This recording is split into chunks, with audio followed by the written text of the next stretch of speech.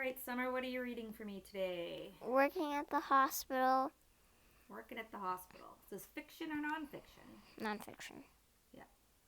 Okay. It's interesting that you noticed that the date this was written.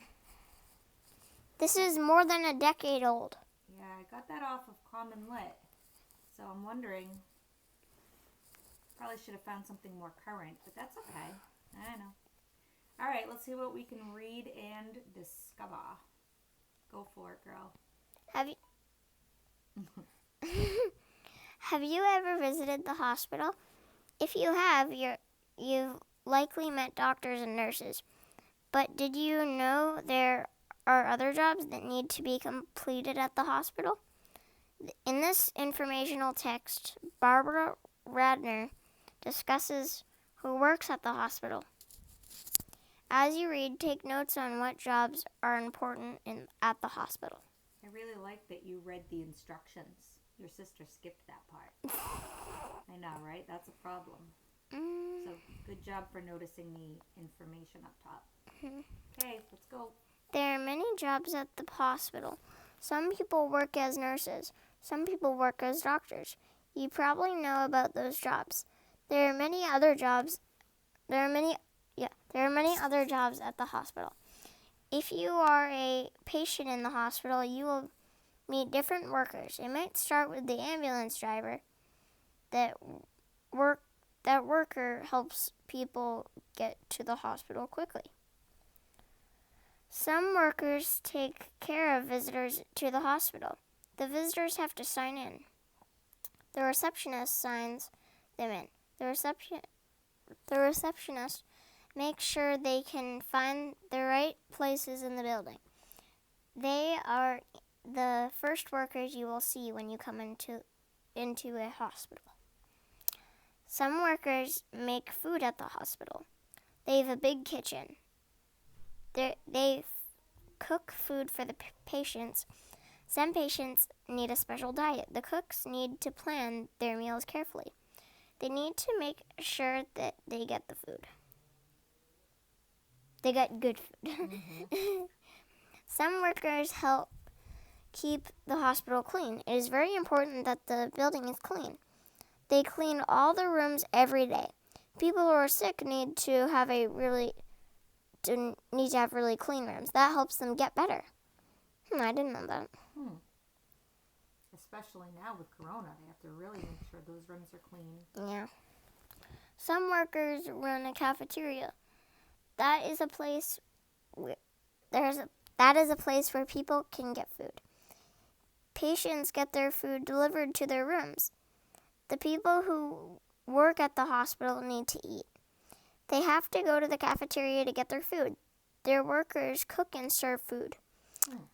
Why would they have, unless the kitchen is part of the cafeteria, I don't understand why they need both.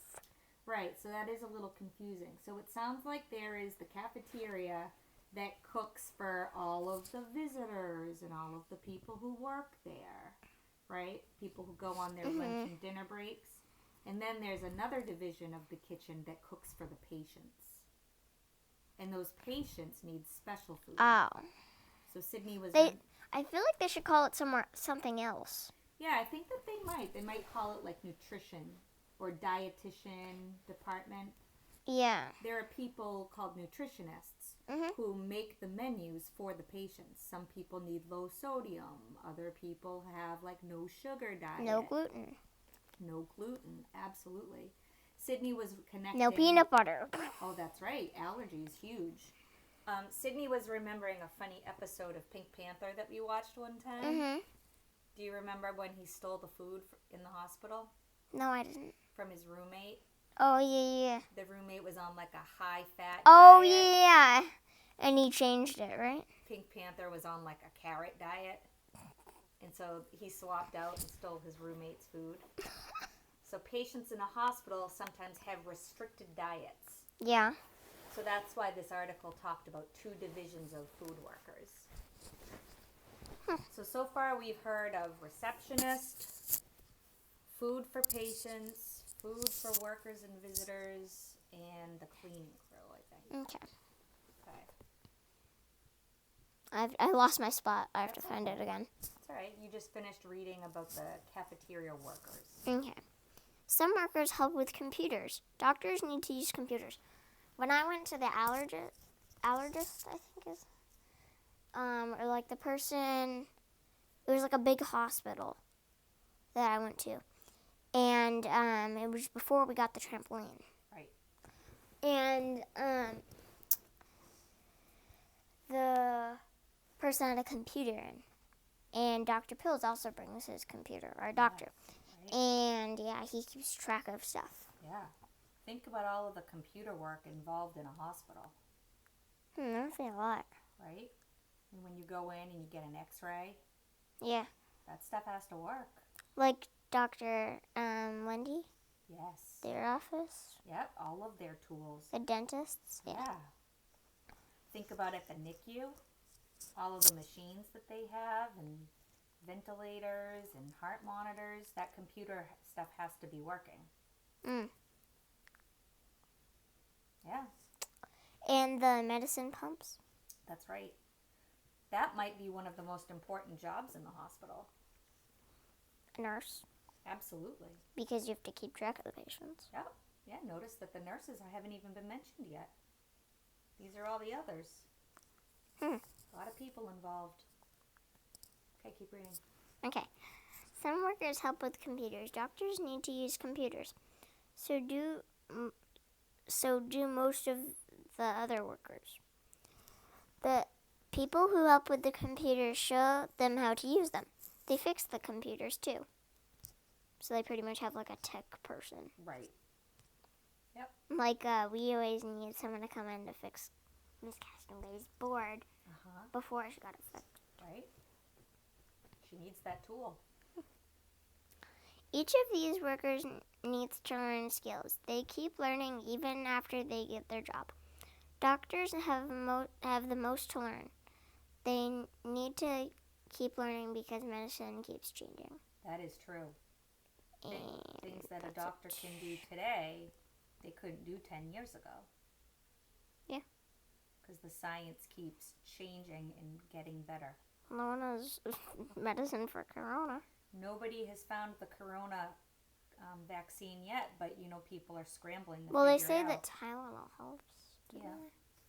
That's what Daddy's work does. They try to find the vaccines, the medicine to help. Oh, that's why he's been there extra more? That's why Daddy's been there extra long. Yeah. So that's why science is really so important. I'm not a huge science person, but it really is so important. So what do you think about those jobs? Do you see yourself doing one? No. None?